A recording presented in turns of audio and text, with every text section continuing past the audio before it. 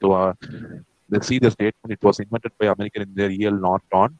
And see the statement. It will be similar to Thevenin's theorem. So similar to Thevenin's theorem, any two-terminal linear network containing independent voltage and current sources may be replaced by an equivalent current source IN in parallel with the resistance Rn.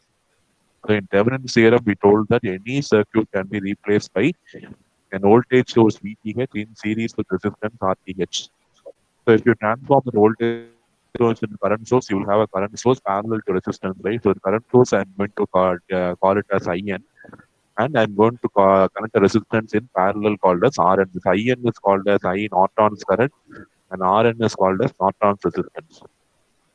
So see the diagram. This will be the diagram for Norton's theorem. So any circuit, I'm going to replace it with a current source parallel to resistance. This current source is called as IN, and this Norton's current, and this RN, the resistance is called as RN, is called as Norton's resistance. And see the relation, finding RN is same as RTH. So the procedure to find Norton's resistance is same as Thevenin's resistance RTH.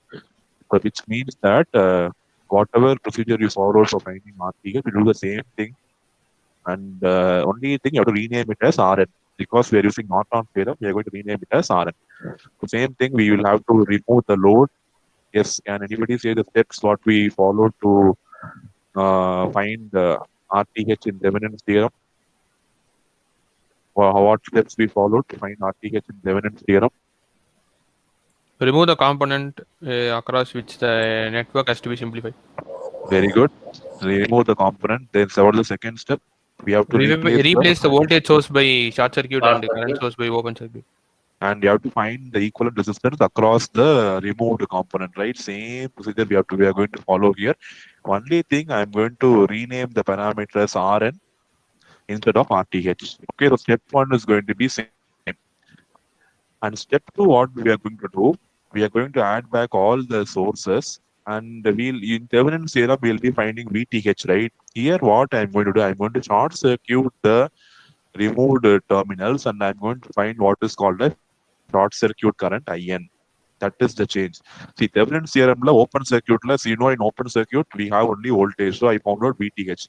In Norton's theorem, what I'm going to do, I'm going to short circuit the terminals where the component was removed, and I'm going to find what is called as IN. This IN is otherwise called as short circuit current.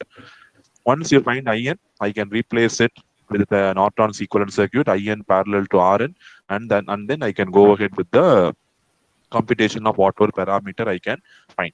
Okay, and the similarity is this: I can transform this current source parallel to resistance into an voltage source series resistance, right? This is the transformation. So if I transform this, I can write VTH equal to IN into RTH. So I can say Thevenin's theorem and Norton's theorem are interchangeable. So if you know a Thevenin's equivalent of a circuit, I can find the Norton's equivalent by converting the voltage source into current source. If I know the Norton's equivalent circuit, I can find the Thevenin's equivalent by converting the current source into voltage source. Both are going to be interchangeable. Okay. Uh, in a given question, if they ask you to find current through a resistor or voltage across resistor, there are many methods of doing it. You can do it using KVL. You can do it using KCL. You can do it using mesh analysis. You can do it using nodal analysis. You can do it using superposition theorem. You can do it using Thevenin's theorem. You can do it using Norton's theorem. You can do it using any method, whatever you are going to be comfortable with. But again, if the name is mentioned, you have to use only that method. So I again say Thevenin's and Norton's theorems are interchangeable. So you can convert from one form to another once you know the final circuit. Because Thevenin's theorem has voltage source, Norton's theorem has current source, and you know how to convert a current source into voltage source and a voltage source into current source. So you can convert them, and you will find that you see for a given problem, you solve the problem using the Norton's theorem, and you got this circuit. Okay, the same problem you do using Thevenin's theorem, you will get this circuit, and you will find that this relationship will hold good. VTH will be equal to IN into RTH. This relationship will hold good. And Rn and RTH are same. You know that we have told that Rn is equal to RTH. Only difference is the notation is changing, but the significance of Rn and RTH are going to be same. Okay, and from these two theorems, we are going to find what is called as output resistance of any network. Output resistance means what is the resistance of the network looking from the output side. The input side means always your left hand side, output side is always your right hand side. Okay, so I can define what is the output resistance of any network. It is R naught is going to be given by, in Thevenin's theorem, I'm going to open circuit. So it is VOC divided by, I'm going to find the short circuit current ISC. In Norton's theorem, I'm going to find IN and I'm going to find VTH. Okay, so R naught is going to be equal to VTH by IN. This ratio is going to be your output resistance of any circuit. And you know that VTH by IN will be obviously equal to what? R naught, or you can call it as RTH. So the resistance what you find RN or RTH is going to be the output resistance of any circuit. Okay, output resistance means across the output side you have to see what resistance is there in your circuit. Okay, so that is the observation from Norton's theorem. Any doubt in Norton's theorem? The Norton's theorem means don't get frightened. Norton's theorem is same as Thevenin's theorem. Step one is same. Only in step two, instead of finding VTH, what we'll do, we'll be short circuiting the terminals and we'll finding of IN.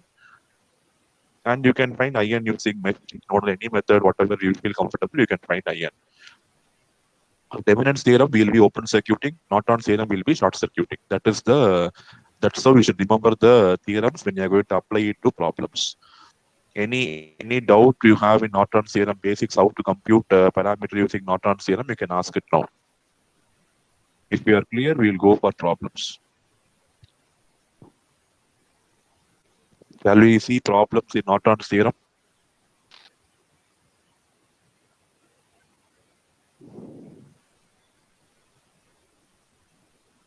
Yes, shall we see problems in Norton's theorem?